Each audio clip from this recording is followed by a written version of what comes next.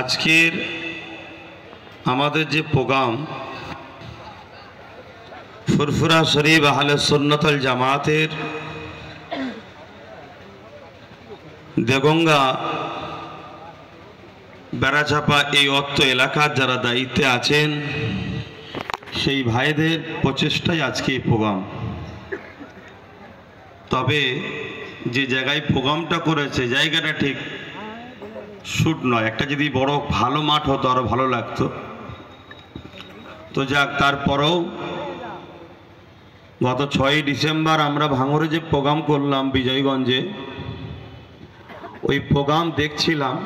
পরবর্তীতে টোটাল ভারত মিলিয়ে এপার বাংলা ওপার বাংলা আসাম যারা বাংলা ভাষা বোঝে এবং অনেক অবাঙালি ভাইয়েরাও কিছু কিছু বাংলাদেশের সঙ্গে থেকে বাংলা বুঝে, এভাবে প্রায় 15 কোটির ওপরে মানুষ কিন্তু আমাদের অলরেডি বিজয়গঞ্জের প্রোগ্রামকে দেখেছে আমার এই সোশ্যাল বন্ধুদের মাধ্যমে। তো এদের অবদানটা অনেক রয়েছে, এদের ঘরে একটু সুযোগ দেবেন। এরা গদি মিডিয়া নয়, এরা গদি মিডিয়ার অবস্থা খারাপ এরাই করছে। তা আমার ভয় হচ্ছে খুব শিগগিরই এদের পিছনেও না মোদি লেগে যায় যে তোদের জন্য অসুবিধা হচ্ছে, তোরা বন্ধ কর।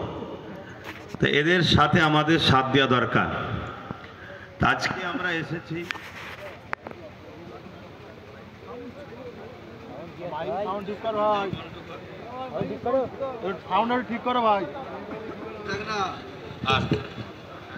বন্ধ করো, সুবিধা অসুবিধা হতে পারে, ঘাটাঘাটি করবেন না ভাই, যা আছে এই ঠিক আছে। সবাই শুনতে পাচ্ছেন তো? আজকে আমাদের আশাটা এই আন্দোলন কেউ যদি মনে করে এটা হিন্দু মুসলমানের কোনো ব্যাপার তাহলে কিন্তু ভুল হবে।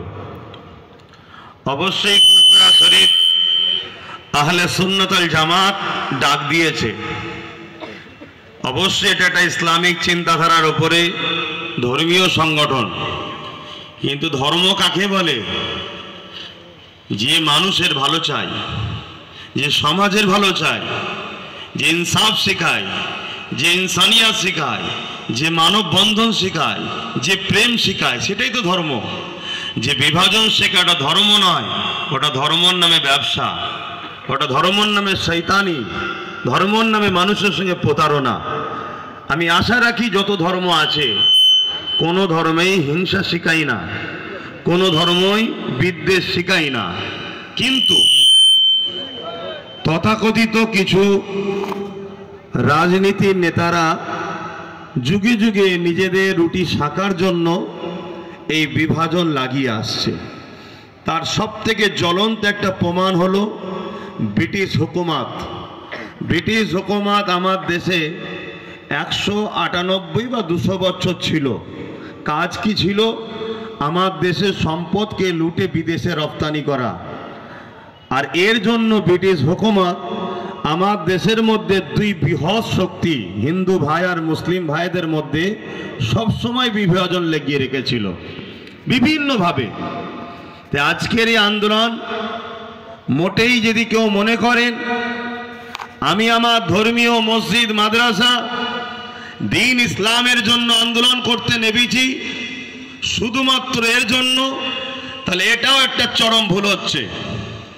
আজকের এই আন্দোলন যেমন হিন্দু মুসলমান নয়, আজকের এই আন্দোলন শুধু মসজিদ মাদ্রাসা খানকা ঈদগাহ ওয়াকফ নিয়ে নয়।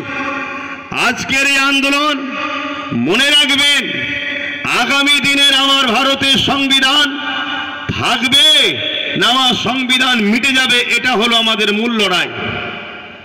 এই জায়গাটা মাথায় রাখুন। আমি জানি মসজিদ আমার প্রিয়, মন্দির আমার হিন্দু ভাইদের প্রিয়, গির্জা আমার শিখ কি বলে খ্রিস্টান ভাইদের প্রিয়, গুরুদুয়ার পাঞ্জাবি শিখ ভাইদের প্রিয়, যার প্রিয় তার কাছে প্রিয়।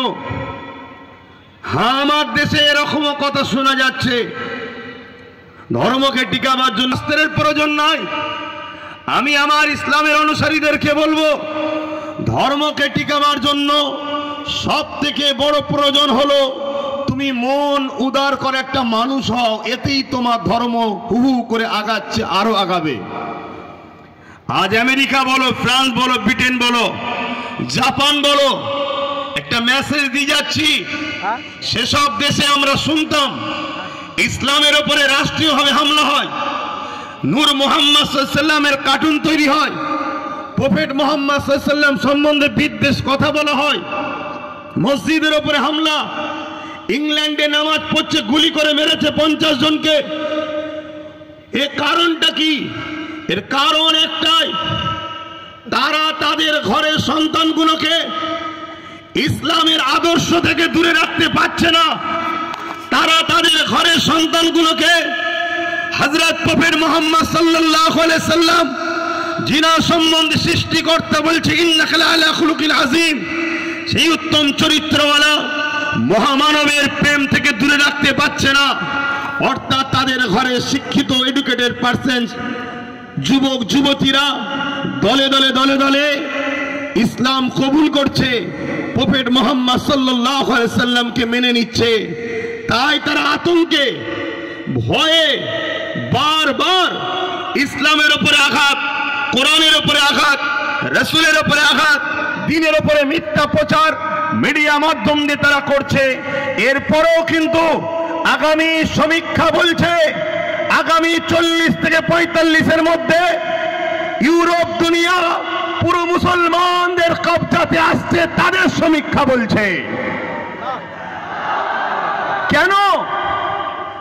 তাদের প্রেসিডেন্ট তো মুসলমান নয়, তাদের রাষ্ট্রপতি তো মুসলমান নয়, তাদের প্রশাসনের ক্ষমতা মুসলমানের হাতে নয়, তাদের চেয়ারপারসন সব জায়গার মুসলমান তো নয়।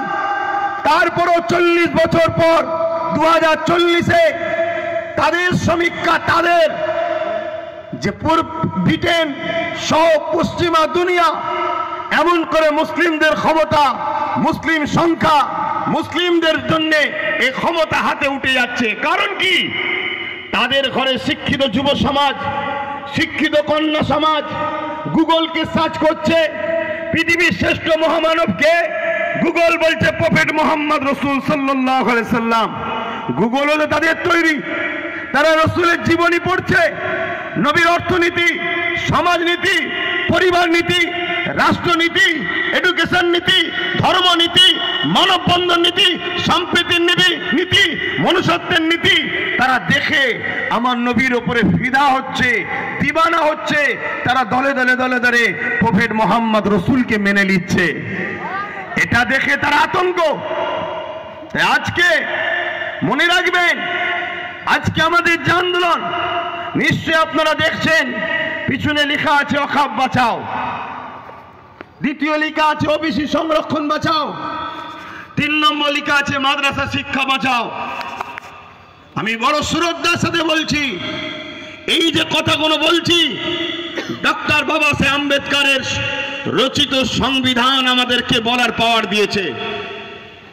নিশ্চয়ই আপনারা জানেন 6 ডিসেম্বর 1992 বাবরি মসজিদকে একদল অশুভ শক্তি ধ্বংস করেছে। এর পিছনে কারণটা কি জানেন? এই দিনটা কেন নিল 1992 6 ডিসেম্বর? এই 6 ডিসেম্বরটা কেন নিয়েছিল জানেন? এই 6 ডিসেম্বর হচ্ছে ডক্টর বাবা সাহেব আম্বেদকরের জন্মদিন। পুরো ভারতের মানুষ বাবা সাহেব আম্বেদকরকে, সে মুসলিম হোক, দেশপ্রেমিক হিন্দু হোক, আদিবাসী হোক, দলিত হোক, সাঁওতাল হোক, খ্রিস্টান হোক, যে কোনো ধর্মের সঙ্গে তার সম্পর্ক থাকুক, ডক্টর বাবা সাহেব আম্বেদকরকে সবাই শ্রদ্ধা করে। আমি একজন পীরজাদা হিসাবে, খানদানের রাসূল হিসাবে আমিও ডক্টর বাবা সাহেব আম্বেদকরকে শ্রদ্ধা করি। কেন? তিনি আমার দেশের জন্য চলার একটা সুন্দর ব্যবস্থা করেছে, যেখানে সবার সমান অধিকার দিয়েছে। তাই সেই ডক্টর বাবা সাহেব আম্বেদকরের এই 6 ডিসেম্বর জন্মদিন ছিল।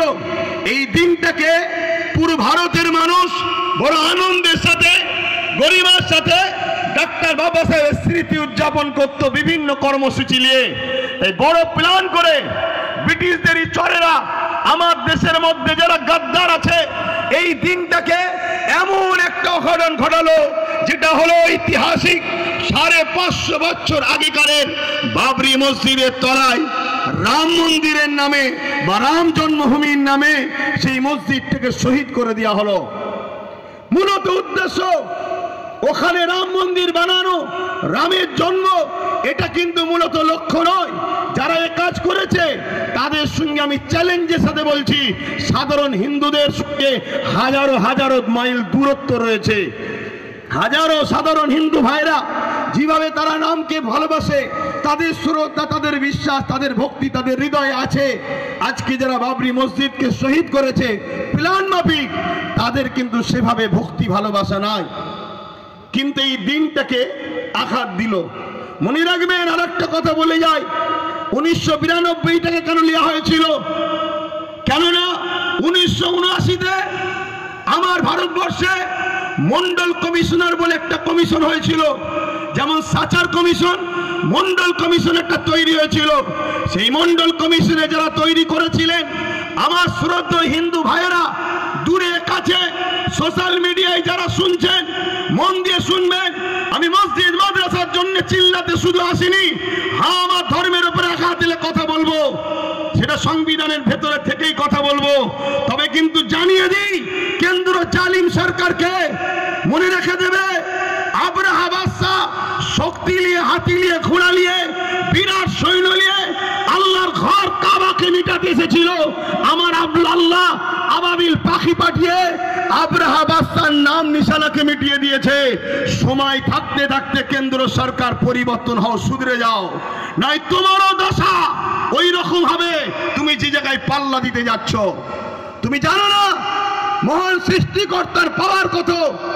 তিনি তো তোমাকে সৃষ্টি করেছে, আমাকেও বানিয়েছে। মনে রাখবেন, নমরুদ যখন খোদার সঙ্গে পাল্লা দিতে গেল, আপনারা সবাই জানেন, একটা ঘোড়া মশা পাঠিয়ে নমরুদের রাজ ক্ষমতা শেষ হয়েছে এবং তার নাম নিশানাকে মিটিয়ে দিয়েছে। একটা বিষয় কিন্তু এখানে মজার, আল্লাহ সৃষ্টিকর্তা সবসময় বড় পাওয়ারকে খতম করার জন্য ছোট ছোট মখলুককেই কিন্তু ব্যবহার করেছে, দুনিয়াকে বুঝিয়ে দিয়েছে এদের জন্য আমার ছোট মখলুকই যথেষ্ট। বলুন সুবহানাল্লাহ। তা আমার যেটা বলার উদ্দেশ্য, প্রত্যেকটা হিন্দু ধর্মের বর্ণের ভাষার মানুষকে শ্রদ্ধা জানিয়ে বলছি, আপনারা জানেন 1992 সালে কেন এই বাবরি মসজিদকে শহীদ করা হলো? কেন এই সময়টা টার্গেট করা হলো? 1989, 79 বা 80-তে এই মন্ডল কমিশন প্রকাশ হয়েছিল, যার মধ্যে যারা এই কমিশন করেছিল তেনারা বলতে চেয়েছিল হিন্দু সমাজের মধ্যে যারা পিছকে বর্গের রয়েছে তাদের অবস্থা খুবই খারাপ, তাই তাদের বিকাশের জন্য, তাদের উন্নতির জন্য, তাদের এগিয়ে আসার জন্য সংখ্যা অনুপাতে একটা কোটা তৈরি করতে হবে, 27% সংরক্ষণ দিতে হবে চাকরিতে। কত পার্সেন্ট একটু বলবেন ভাই?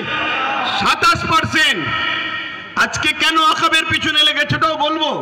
27% সংরক্ষণ দিতে হবে। 27% সংরক্ষণ কাদের দিতে হবে?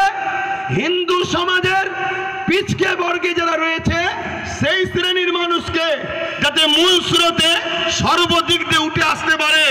কিন্তু এই বিষয়টা আরএসএস সংঘ পরিবার পছন্দ করলো না, তাই বড় প্ল্যান মাফিক আমার হিন্দু ভাইদেরকে এই যে 27% সংরক্ষণ থেকে মাইন্ড থেকে ডাইভার্ট করার জন্য 1992-এ ধর্মের সুশ্রী দিয়ে বাবরির ওখানে রামের জন্মভূমি, যে যা ধর্মকে ভালোবাসে এই হিন্দু ভাইয়েরা রামের ভালোবাসায় যাতে ওদের 27%-এর কথা ভুলে গিয়ে ধর্ম ধর্ম ধর্ম রাম রাম করে ছুটে বাবরিকে ভাঙতে যায়, যাতে করে 27%-এর কথা ভুলে যায়। কিভাবে পরিকল্পনা চলছে আমার হিন্দু ভাইয়েরাও শোনেন। আজকে কেন্দ্রে বিজেপি সরকার 2014 থেকে আসার পর বলুন আমার হিন্দু ভাইদের জন্য কটা চাকরির ব্যবস্থা করেছে? আজকে রেলকে বিক্রি করে দিল। রেলে হকারি করে কারা? 100-র মধ্যে 95টা হিন্দু ভাইয়েরা। আজকে এলআইসিকে বিক্রি করে দিল। এলআইসির চাকরি করে কারা? 100-র মধ্যে 100টাই হিন্দু ভাইরা। কেন? এলআইসির সুদ আমাদের জন্য হারাম, মুসলমান করে না। আজকে এয়ারপোর্ট বিক্রি হয়ে গেল, দেশটাকে অর্ধেকের বেশি বিক্রি করে দিয়েছে। কিন্তু এতদিন ধরে পাকিস্তান পাকিস্তান পাকিস্তান দেখি আমার সরল প্রাণ ভারতীয় হিন্দুদের ভোটকে লুটেছে। পাকিস্তান আর খাচ্ছে না, তাই নতুন করে এখন বাংলাদেশ বাংলাদেশ বাংলাদেশ, এটা একটা সাজানো নাটক চলছে। আমি হিন্দু ভাইদেরকে শ্রদ্ধার সাথে বলছি, তোমরা আমার ভাই, আমিও তোমাদের ভাই। এদেশ তোমাদের যতটা, এদেশ শিখ পাঞ্জাবি সবার যতটা, তোমার এই ভাইয়ের এদেশে অধিকারও ততটা। আজকে বলুন আমার হিন্দু ভাইরা, দূরে কাছে যেখানে আছেন, আর আপনারাও শুনুন, ভাতৃত্ব তৈরি করুন, মানববন্ধন তৈরি করুন, উত্তম আখলাক তৈরি করুন, উত্তম আদর্শ তৈরি করুন, ধর্ম হৃদয়ে রাখুন। বাইরে আপনি মানুষ, এই মানুষের পরিচয় নিয়ে চলুন। ধর্ম বাইরে নেবেন না, ধর্ম বাজারে খোলার জিনিস নয়, ধর্ম মার্কেটে নিলাম করার জিনিস নয়, ধর্মে হই হই করার জিনিস নয়। ধর্ম তো আস্থার জিনিস, ধর্ম তো ভালোবাসার জিনিস, ধর্ম নিলামে তোলার জিনিস নয়, ধর্ম কম্পিটিশনের জিনিস নয়। ধর্ম বাঁচাবার জন্য তরোয়াল অস্ত্র লাগে না, ধর্ম বাঁচাবার জন্য তোমার একটা ভালো মন, ভালো হৃদয় দরকার, যে হৃদয়ে তোমার ধর্মটা বাঁচবে। আজকে বড় দুঃখের সাথে বলতে হয়, ইউক্রেন আর রাশিয়ার যখন লড়াই হচ্ছিল, আমাদের সাহেব, বুঝতে পারছেন তো নাকি, আমাদের সাহেব ওই গুহার মধ্যে ক্যামেরাওয়ালাকে নিজে যে নিলামকে দেখছিলেন, বুঝতে পারছেন না? আমাদের সাহেব ফোন করেছে নাকি ইউক্রেন আর রাশিয়ার যুদ্ধ বন্ধ হয়ে গেছে। সামান্য একটা ছোট্ট দেশ বাংলাদেশ, ও দেশে যদি আমার হিন্দু ভাইদের উপরে জুলুম হয়, তাহলে আপনি কি করছেন? পার্টি করছেন, পিকনিক করছেন, না হালো বিছানার উপরে ঘুমিয়ে আছেন? কেন আপনি বন্ধ করতে পারছেন না? আপনি যদি ইউক্রেন রাশিয়ার যুদ্ধকে বন্ধ করতে পারেন, তাহলে আপনার পাশের দেশ কেন বন্ধ করতে পারছেন না? আমি আর একটা তথ্য বলে যাচ্ছি, আপনাদের ঘরেও বলছি এবং আমার হিন্দু ভাইদের ঘরেও বলছি। কেন এটা বলতে চাইছি? কেন দেশটাকে বাঁচাতে হবে, দেশটা বাঁচাতে হবে। দেশটা হলো একটা বট গাছ বা একটা যে কোনো গাছ, এই গাছটা বেঁচে থাকবে ততক্ষণ যতক্ষণ এর শিকড়গুলো সুরক্ষিত থাকবে, ঠিক না বেঠিক?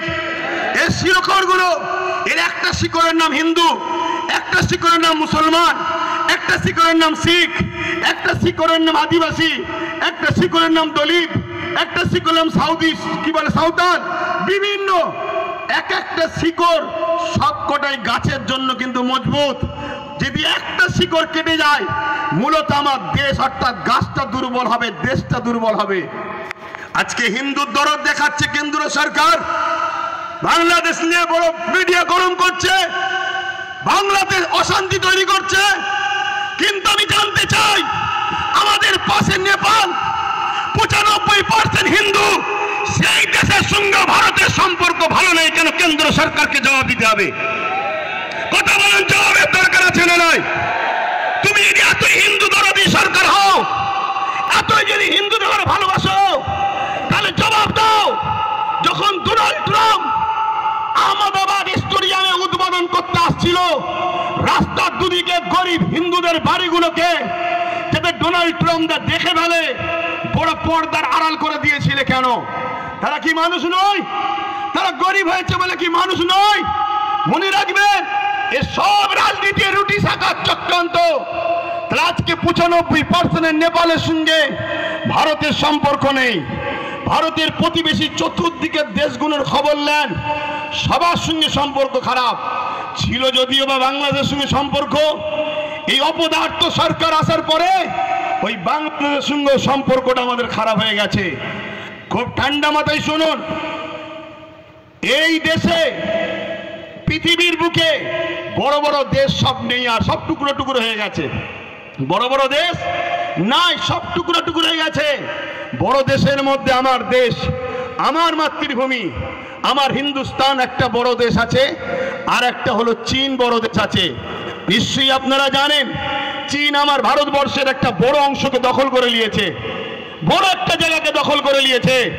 সেই জায়গাতে তার প্রতিবাদ না করে আজকে মধ্যে মানুষে মানুষ বিভাজন তৈরি করতে চাইছে। মনে রাখবেন, তাহলে কি সমস্যা? এই করিস তোরা,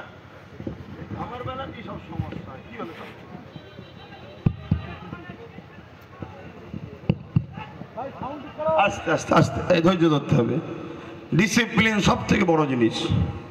এ লড়াই আজকে শেষ নাকি? নিশ্চয়ই আওয়াজ দিয়েছি, শুনেছেন তো নাকি? হ্যাঁ, আমি এখান থেকে প্রকাশ্য বলে যাচ্ছি, এতে আমার হিন্দু ভাইয়েরা ভুল বুঝলে কিছু করার নেই। বাবরি মসজিদ ছিল, আছে, থাকবে। বাবরি মসজিদকে নতুন করে আমরা তৈরি করব, বলুন ইনশাল্লাহ, বলুন ইনশাল্লাহ। তবে বাবরি মসজিদ তৈরি করতে গিয়ে রাম মন্দির ভাঙতে লাগবে নাকি? না। কেন লাগবে না? যেখানে বাবরি মসজিদ ছিল ওখানে ফাঁকা আছে, ওখানে রাম মন্দির করেনি। এ তো বোকা বানিয়েছে আমার হিন্দু ভাইদের ঘরে। শ্রদ্ধার সাথে বলছি ভাই, দুশ্মনের নজরে আমায় দেখুনি। কেন? আমি ফ্রিডম ফাইটার পীর আবু বকর সিদ্দিকীর চতুর্থ প্রজন্ম, যিনি গান্ধী বাবুর সাথে, আশফাকুল্লাহ খানের সাথে, নেতাজির সাথে, ঈশ্বরচন্দ্র বিদ্যাসাগর, রবীন্দ্রনাথ টেগরের সাথে এক পিরিয়ডে বসে ব্রিটিশ তাড়াবার জন্য যারা লড়াই করেছিল, সেই পরিবারের সন্তান আমি। মনে রাখবেন আমি কি কথা বলছিলাম? এই সব বিছখানে ডিস্টার্ব হয়ে গেলে। হ্যাঁ, কি কথা বলছিলাম? হ্যাঁ, চীন চাইছে ভারতকে টুকরো টুকরো করার। এদিকে পাকিস্তানও আছে, এও চাইছে ভারতকে, বলুন, টুকরো টুকরো করার। আর সেই টুকরো টুকরো করার ফাঁদে বা ইচ্ছা করে আমার কেন্দ্র সরকার কিন্তু সেই রাস্তায় নিয়ে যাচ্ছে দেশকে।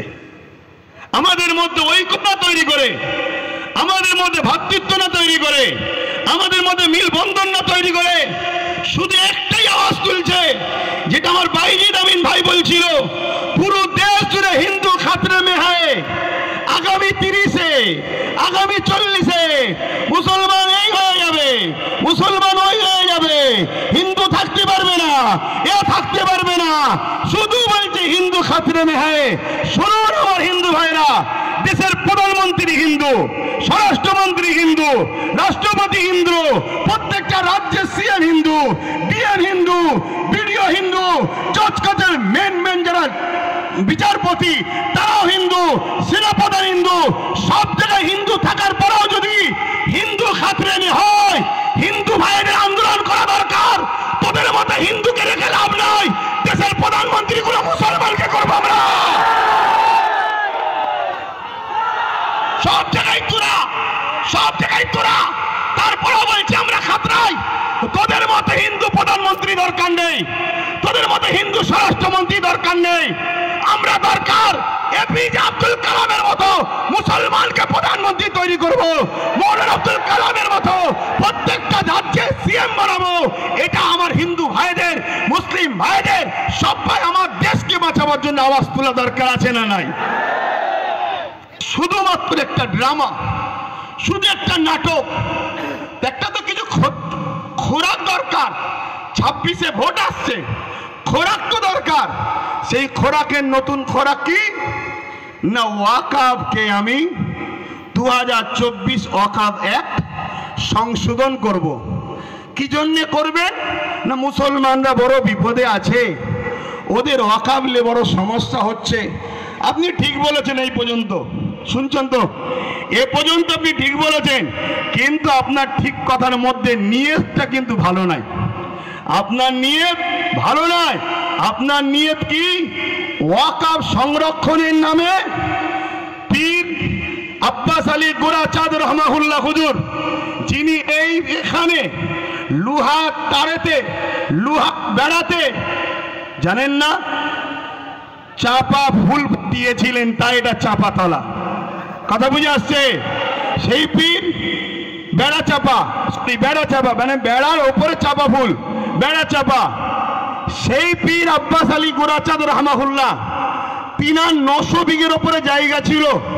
77 বছর ধরে যত হুকুমত আমার পশ্চিমবাংলায় এসেছে, দুঃখ নেবেন না, সত্যটাকে একটু জানুন, তারপরে পছন্দ হয় নেবেন, না পছন্দ হয় না নেবেন।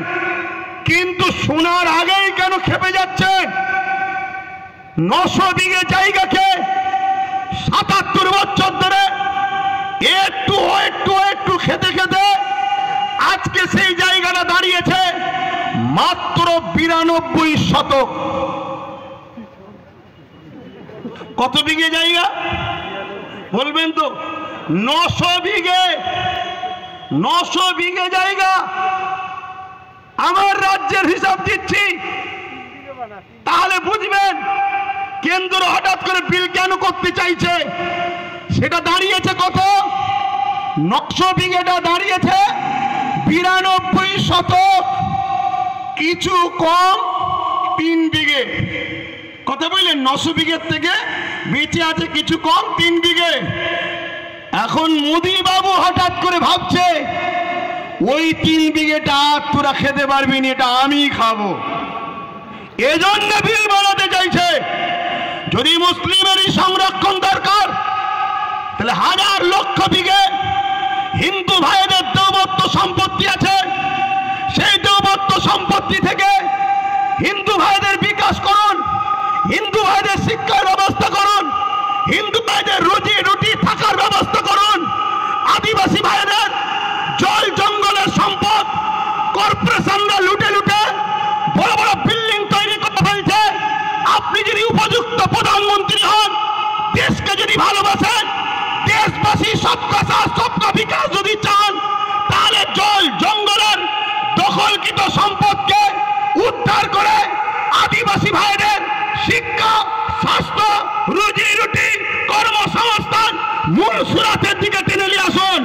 না, উনি শুধু মুসলমানদের দরদি হয়েছে। শুনছেন তো নাকি? এদিকে বলছে হিন্দু খাতরে মে, আর প্রধানমন্ত্রী বলছে মুসলমানদের আমি উপকার করব। এই নাটক বুঝতে বাকি নয়। উনি এই বিলটা তৈরি করে পুরো দেশের 27 লক্ষ বিঘে সম্পদ, অঙ্কটা মনে রাখবেন, পুরো দেশ জুড়ে 27 লক্ষ বিঘে সম্পদ আছে। এই 27 লক্ষ বিঘে সম্পদকে পুরো গভর্নমেন্ট হাত করতে চাইছে। অর্থাৎ কেরলে 1400 বছরের একটা মসজিদ আছে, বাদশা চিরামান, যে বাদশা একদিন আকাশের দিকে তাকিয়ে দেখে পূর্ণিমার চাঁদ দুটুকরো হচ্ছে। এই দৃশ্যটা দেখে বাদশা চিরামান, হিন্দু ঘরের সন্তান, তার মনের মধ্যে তারিখটা রয়ে গেল। একদিন হযরতে মালিক রহমাহুল্লাহ এমন করে কেরলে এসেছিল বিজনেসের জন্য। বাদশা চিরামান মাওলানা হযরতে আব্দুল মালিক হুজুরকে জিজ্ঞাসা করলেন, যেই দিন চাঁদ দুটুকরো হয়েছিল, আপনারা তো আসমানি কিতাবের খবর রাখেন, বলতে পারবেন কি হয়েছে? হযরত আব্দুল মালিক বললেন, এক জাদুকর আমার লিডার, আমাদের প্রফেট, মনুষ্য জাতির সর্দার নবী প্রফেট মুহাম্মদ সাল্লাল্লাহু আলাইহি ওয়াসাল্লামকে কিছু মুজিজা দেখতে চেয়েছিল আসমানে, তাই আঙ্গুলের ইশারা করেছিল, চাঁদটা দুটুকরো হয়ে গিয়েছিল। এই কথাটা শোনার সাথে সাথে রাজা চিরামান এই কেরল থেকে মক্কার জমিনে গিয়ে হযরত প্রফেট মুহাম্মদ সাল্লাল্লাহু আলাইহি ওয়াসাল্লামের হাতে হাত দিয়ে আখেরি মেসেঞ্জার, আখেরি আওতার, আখেরি পথ প্রদর্শক, আখেরি প্রফেট হিসাবে তিনাকে বেনে নিয়ে ঈমানের কলেমা পড়ে ইসলাম ধর্ম কবুল করেছিল। সেই প্রফেটের অনুসরণ করে রাজা চিরামান কেরলে একটা মসজিদ তৈরি করেছে, যে মসজিদের বয়স 1400 বছর। এই 1400 বছরের মসজিদ প্রমাণ দিচ্ছে ভারতবর্ষে মুসলমান স্বাধীনতার পরে বাংলাদেশ থেকে নয়, আফগান থেকে নয়, পাকিস্তান থেকে নয়, এ ভারতের বুকে 1400 বছর ধরে আছে। তার প্রমাণ হলো কেরলের মসজিদ। 1400 বছর আজান হচ্ছে, 1400 বছর নামাজ হচ্ছে। যে মুসলমানদের ভারতবর্ষে পরিচয় 1400 বছরে থাকতে পারে, এই 14 দিনের সরকার এনআরসি করে আমাদেরকে তাড়ানো অসম্ভব হচ্ছে। এই ওয়াকফকে কবজা করে ওই মসজিদকে প্রমোটিং করে বিক্রি করে তোমার আমার প্রাচীন ঐতিহ্যকে মিটিয়ে তোমাকে আমাকে প্রমাণ করতে চাইছে স্বাধীনতার পরে এসেছো, তারপরে এনআরসি করে তোমাকে আমাকে হত্যা করবে। মাথায় ঢুকছে? বক্তব্য শুনছেন? কেন আমি অনেক ঠান্ডা মাথায় চিন্তা করছিলাম, আরে ওয়াকফ তো সবাই খেয়েছে, ওয়াকফের মধু চাকতে এমন কেউ তো নাই। ওয়াকফের মধু সবাই চেকেছে, আর এই চাকার জন্য সব থেকে বড় দোষী আমরা। আমরা যদি ঘরের দরজা খুলে আর সোনা দানা বাইরে বার করে ঘুমোই, চোরের কাজ তো ভাই চুরি করবে। তা আমরা সারা জীবন একে বাপ বললাম, ওকে বাপ বললাম, তাকে বাপ বললাম, সবাইকে মাথায় তুলে দিলাম। যেই উঠেছে সেই আমাদের ওয়াকফকে চেকেছে। তো হঠাৎ করে ইনি বিল পাস করতে চাইলো কেন? এই প্রশ্নটা আমার মাথায় খটকা দিয়েছে। আমি রিসার্চ, আমার ক্ষুদ্র জ্ঞানে চিন্তা ভাবনা করে আমি যেটা দেখলাম, একটা মসজিদ আছে 1300 বছর বয়স গুজরাটে। এভাবে ভারতবর্ষ জুড়ে হাজার হাজার বছর ধরে ঐতিহ্যের মসজিদ, কবরস্থান, মাদ্রাসা, খানকা, দরগা প্রমাণ দিচ্ছে এ ভারতবর্ষে মুসলমান হাজার হাজার বছর ধরে আছে। স্বাধীনতার লড়াইতে 95,000 কম বেশি মানুষ দেশের জন্য জীবন দিয়েছে প্রথম কাতারে। তার মধ্যে 63,000-এরও বেশি মুসলমানের জীবন কোরবান হয়েছে দেশের জন্য। তাই ব্রিটিশ চলে গেছে। আজ চাইনিজ যদি মনে করে আমার দেশকে লুটবো, আমার দেশকে মিটাবো, চাইনারাও জানে এরা খালেদ বিন ওয়ালিদের উত্তরসূরি, এরা জানে এরা হযরতে সিদ্দিক আকবরের উত্তরসূরি, ফারুক আজমের উত্তরসূরি, হযরতে মওলা আলীর উত্তরসূরি। অতএব এরা থাকা অবস্থায় ভারতের ক্ষতি পৃথিবীর কোনো দাদা করতে পারবে না। তাই বড় প্ল্যান করে আজ ক্ষমতাশালী যারা, তাদের দ্বারা বিভাজন তৈরি করার ষড়যন্ত্র করছে। মনে রাখবেন, এই লড়াই আমাদের সাংবিধানিক অধিকার লড়াই। আমার আগে বাইজিৎ ভাই বলছিলেন 1947 আইন তৈরি হয়ে গেছে ভারতবর্ষে। আজকের দিন থেকে যেটা মন্দির মন্দির থাকবে, যেটা মসজিদ মসজিদ থাকবে, যেটা গির্জা গির্জা থাকবে, ওখানে তুমি হাত আর দিতে পারবে না। কিন্তু দুঃখের বিষয়, কোর্টের মধ্যে কিছু জজ হয়েছে, তারা আজকে মুখ চাওয়াচাই করে দেখে, আইনকে দেখে না, আইনকে তারা রেখে দিয়েছে।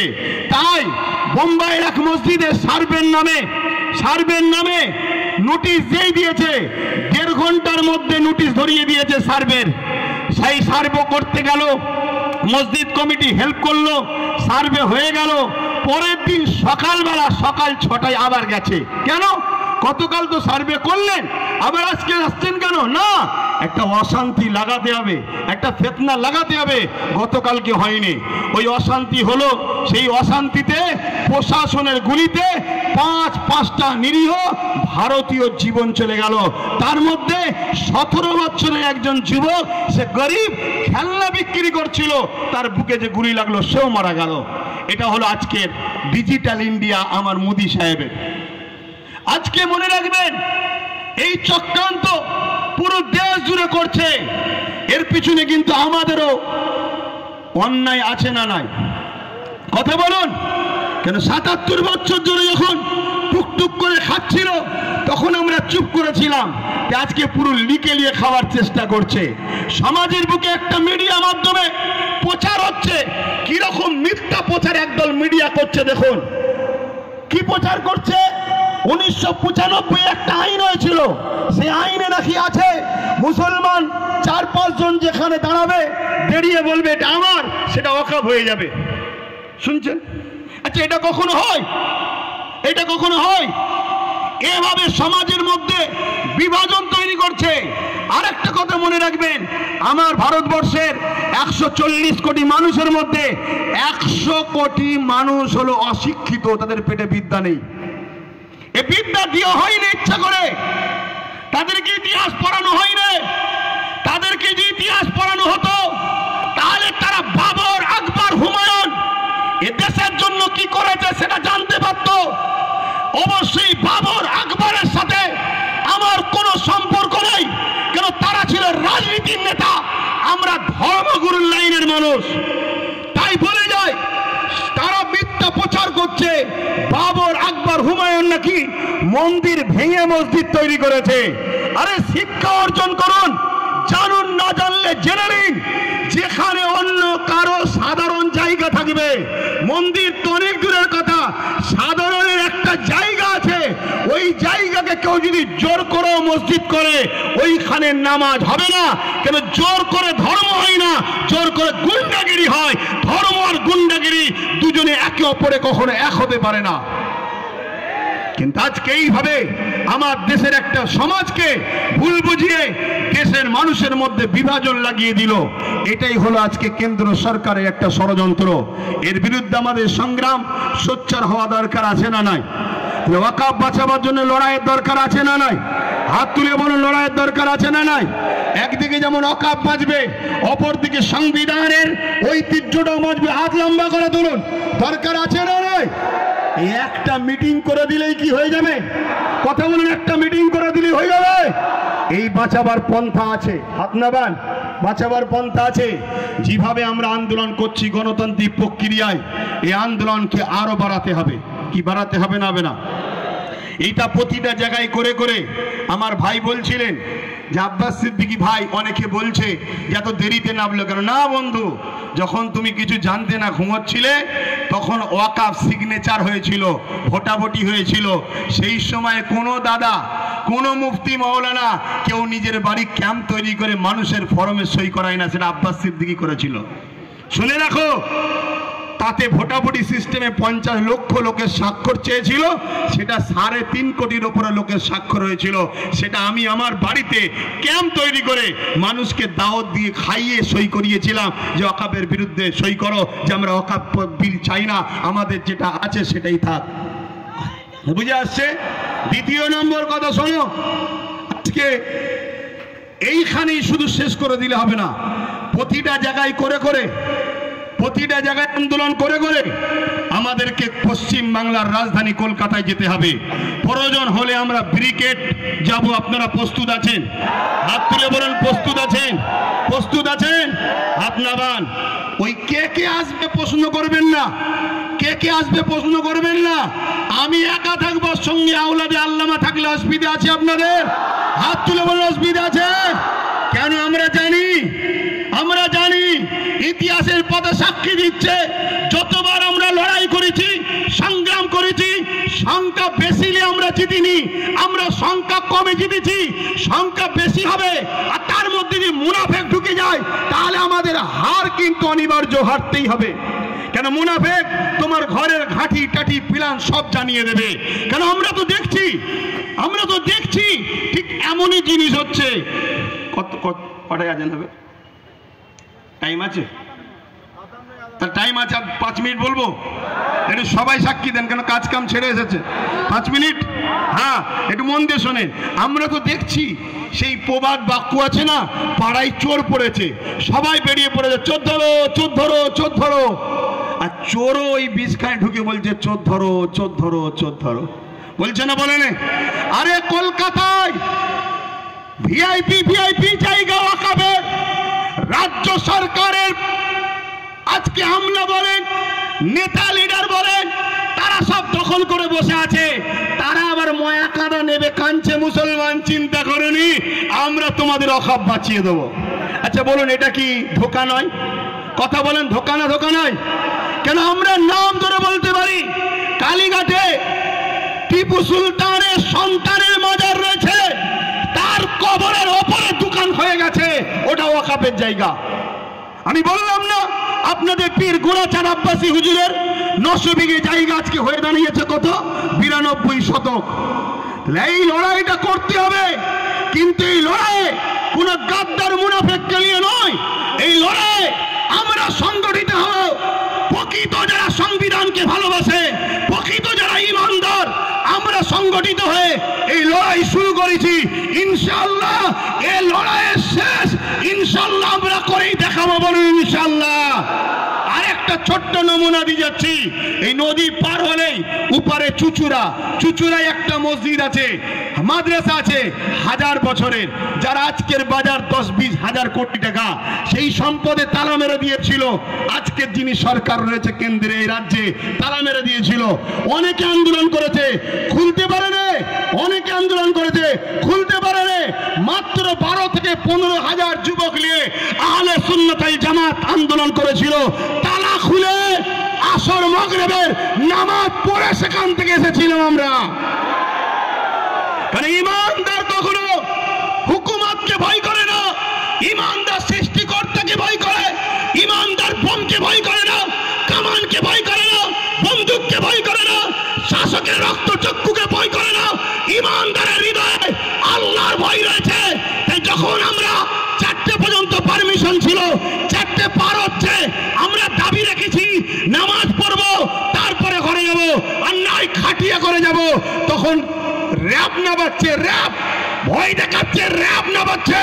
আমি মাইকে বলেছিলাম আজ আমরা 14-15 হাজার র‍্যাব নিয়ে দিয়ে পিটবে, সংবিধান বিরোধী কাজ করবে, কাল থেকে যেখানে পাবো সেখানে আমরাও পিটিয়ে দেখিয়ে দেবো। এ দরকার আছে না নাই? আমরা কি এদেশে জন্ম হয়েছি শুধু লাঠি খাবার জন্য, মার খাবার জন্য, ভিক্ষা নিবার জন্য? আমরা সংবিধান বিরোধী কোনো কাজ করিনি, আগামীতেও করবো না, ঠিক না বেটি? তুমি আমার মসজিদে তালা মারবে, আমার মাদ্রাসায় তালা মারবে, আর আমি বলতে গেলে তুমি প্রশাসনের পাওয়ার দেখাচ্ছ। ওই প্রশাসন তোমাকে তো আমরা দিয়েছি, তাই আজকে সংখ্যা কম মেরে নেবে, কালকে বাংলা জুড়ে যেখানে পাবো প্রতিশোধ তুলে সংবিধানের হক আদায় করে দেখিয়ে দেবো। সংবিধান রাইট দিয়েছে না দেয়নি? কথা বলুন, দিয়েছে না দেয়নি?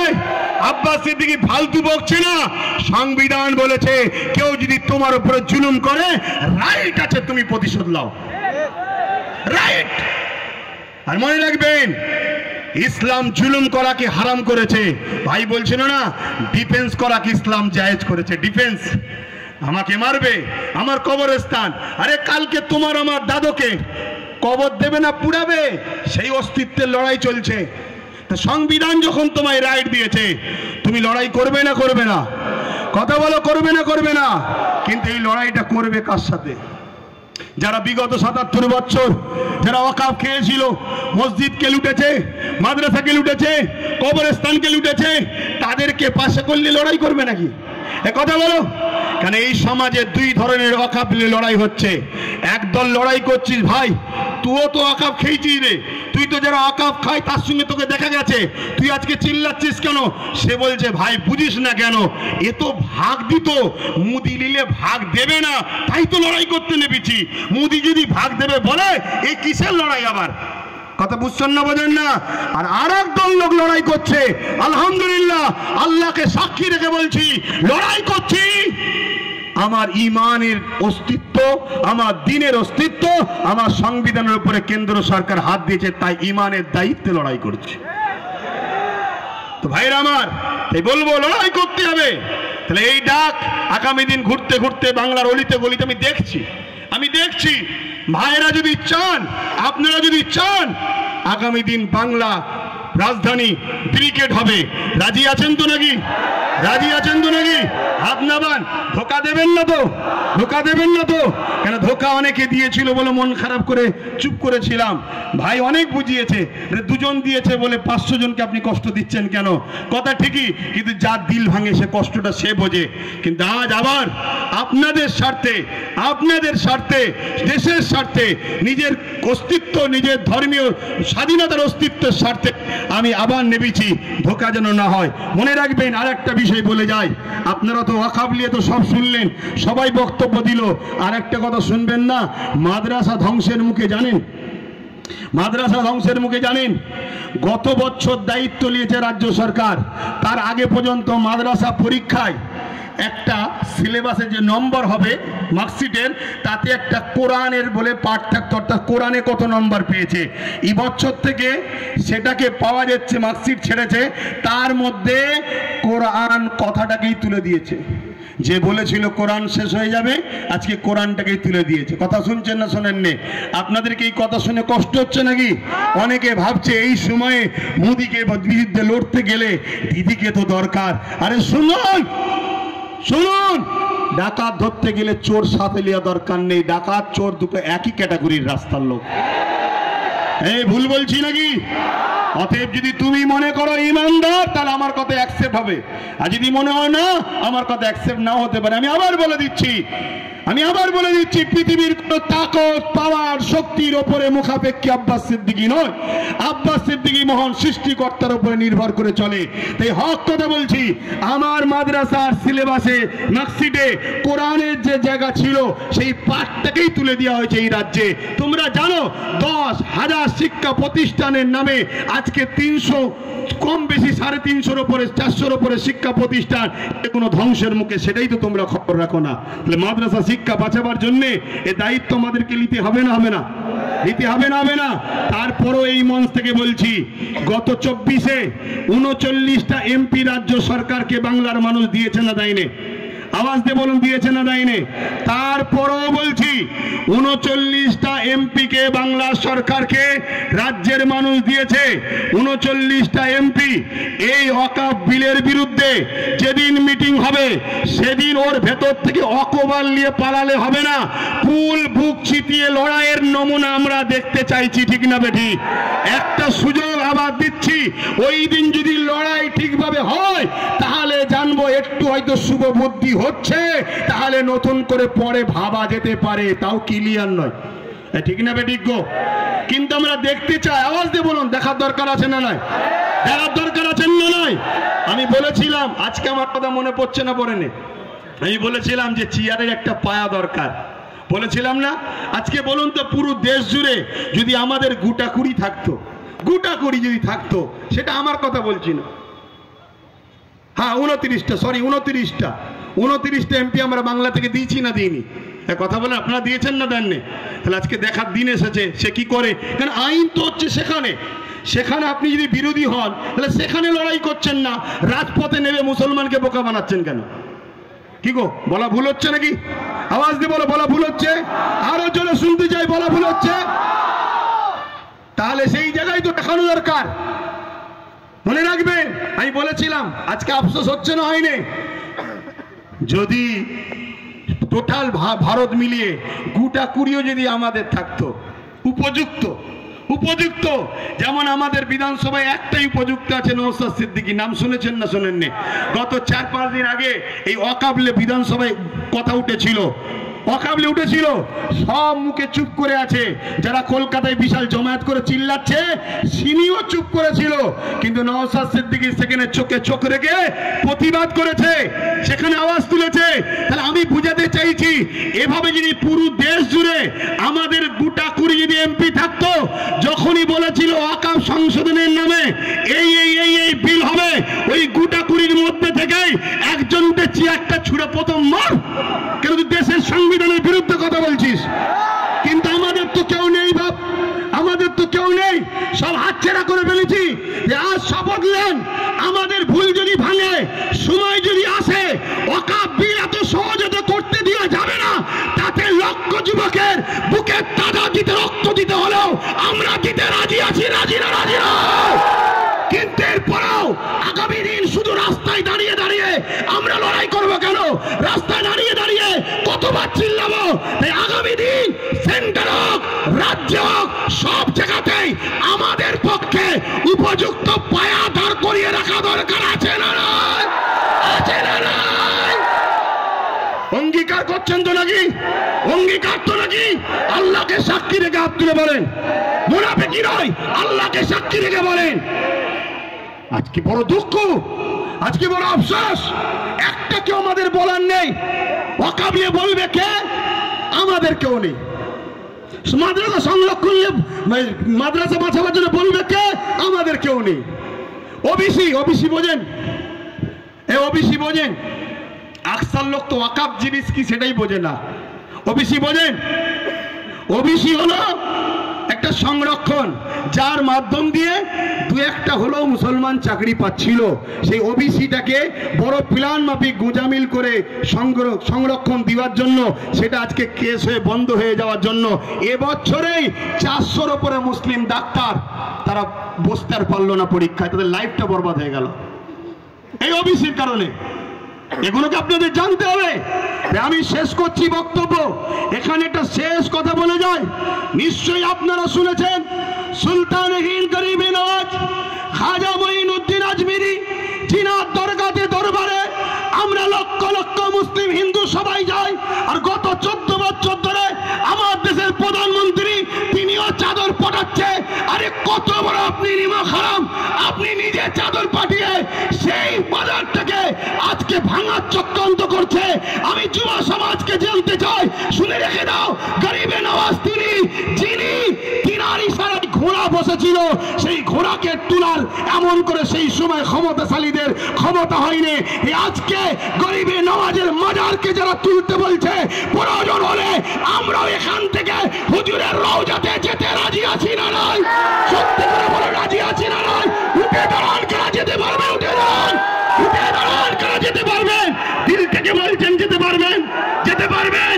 এ লড়াই কিন্তু শেষ থেকে ছাড়তে হবে, কেন বারবার হয়েছে কাউকে খেতে দিলে সে শুতে চাইছে। অতএব এই জায়গা শেষ আমাদেরকে করে ছাড়তে হবে। তাই আপনারা এই জায়গা থেকে পিছপা হওয়ার ব্যাপার নেই। আগামী দিন বিভিন্ন জায়গায় করে করে কলিকাতার রাজপথ আমরা নামবো। কলিকাতায় করার পর পুরো দেশ জুড়ে বিভিন্ন জায়গায় আন্দোলন চলছে। সবাই আমরা একসাথে হয়ে অন্য রাজ্যের মানুষদের এক হয়ে আমরা যাব দিল্লিতে। রাজি আছেন না নয়? দিল্লিতে শুধু চিল্লাতে যাব না, দিল্লিতে শুধু চিল্লাতে যাব না। যারা সংবিধান ও দেশকে মিটাচ্ছে তাদেরকে নামাতে আমরা যাব। রাজি আছে? এই মতা যেন মনে থাকে। ধোঁকাবাজি করলে হবে না। জন্মেছি যখন মরবো একদিন, ইনসাফের জন্য লড়বো, মানবতার জন্য লড়বো, দেশের জন্য লড়বো, সংবিধানের জন্য লড়বো। নিজের মাতৃভূমির বসবাসকারী গরিব হিন্দু, দলিত, আদিবাসী, সাঁওতাল, বাগদি সবার জন্য আমরা লড়বো। এতে আপনারা প্রস্তুত আছেন না নয়? আছেন না নয়? আমি সংক্ষেপ করছি, কষ্ট দিলাম আপনাদেরকে, কষ্ট দিলেন। আমি যখন কথা বলি এখান থেকে নয়, এখান থেকে কথা বলি। আমার কথা বাপ ওই তেল মাখালু হয় না। তাই হয় চুপ করে যেতে বলেন, চুপ করে যাব, আর নাই কথা বলব। হ্যাঁ, একটা মিস্টেক হয়েছে, যেটা 6 তারিখে বললাম। ডক্টর বাবা সাহেব আম্বেদকরের ওটা জন্মদিবস নয়, সরি, উনি ওই দিনে মৃত্যুবরণ করেছিল। সেটা পুরো দেশ জুড়ে স্মরণ করা হতো, কিন্তু এই ডিসেম্বর 6 তারিখে এটা রানিং এর মাথায় হয়ে গেছে, যার জন্য আমি দুঃখিত। ওটা মৃত্যু দিবস ছিল। তো যাক, আমি সংক্ষেপ করছি। আমরা এসেছি যখন, ছোট্ট করে একটু সৃষ্টিকর্তার কাছে হাত তুলব। আল্লাহুম্মা আমিন। আয় আল্লাহ, আজকে আমাদের এই ডাক, আমাদের এই লড়াই, আমাদের এই আলোচনা আমার মাতৃভূমিকে বাঁচাবার জন্য আমাদের এই লড়াই। পাশাপাশি সংবিধান যে আমাদের ধর্মীয় অধিকার দিয়েছে, সেই অধিকারকে যারা খর্ব করছে তাদের বিরুদ্ধে সংগ্রাম করার এই আমাদের লড়াই। আল্লাহ, এই ডাককে আপনি কবুল করুন, এই ঐক্যকে আপনি কবুল করুন। যারা আমাদের মধ্যে মুনাফিকি করছে তাদের হাত থেকে এই সমাজকে আপনি হেফাজত করুন। আমাদেরকে সংগঠিত হবার তৌফিক দিন। আলেম ওলামা, পীর মাশায়েখ এবং পাশাপাশি হিন্দু সমাজ, দলিত সমাজ, আদিবাসী সমাজ, তারাও তো মানুষ, সবার সৃষ্টি মালিক তো আপনি। সবার মধ্যে মানববন্ধন দিন, সবাইকে খুশিতে হাসিতে রাখুন, সবাইকে ফলে ফুলে ভরিয়ে রাখুন, সবাইকে মহান মাতৃভূমিতে হাসি খুশিতে রাখুন। আজকে যারা বাড়তে চাইছে আমাদের মধ্যে, দেশকে দুর্বল করতে চাই যারা আমাদের মধ্যে, সে সেন্টার হোক রাজ্য হোক, উভয়ের হাত থেকে দেশ ও সে রাজ্যকে আপনি হেফাজত করুন। সবার পেটে ভাত, সবার পরনের কাপড়, সবার মুখে হাসি, সবার বাচ্চাদের শিক্ষার সুব্যবস্থা তামাম কায়নাতের সৃষ্টিকর্তা আপনি হেফাজত করার তৌফিক দান করুন। আজকের আমাদের এই ব্যবস্থা যারা করেছে প্রত্যেকের এই ব্যবস্থা করার পরিশ্রমকে কবুল করেন। আল্লাহ, যারা এসেছে প্রত্যেকের আশাকে কবুল করেন। আগামী দিন আমরা যেন হকের পক্ষে, ন্যায়ের পক্ষে সংগঠিত হয়ে কলিকাতার রাজপথ, ওখান থেকে দিল্লি, আমার দেশের রাজধানী, সর্ব জায়গাতে আমরা যেন ইনসাফের জন্য, ন্যায়ের জন্য, গরিবের জন্য, দেশের জন্য, পাশাপাশি আমার দেশের যে সাংবিধানিক মৌলিক অধিকার, ধর্ম যার যার দেশ সবার, সেই আওয়াজ তুলে আমরা যেন নিজের ধর্মকেও পালন করে চলতে পারি। আমিন। লা ইলাহা ইল্লাল্লাহু মুহাম্মাদুর রাসূলুল্লাহ।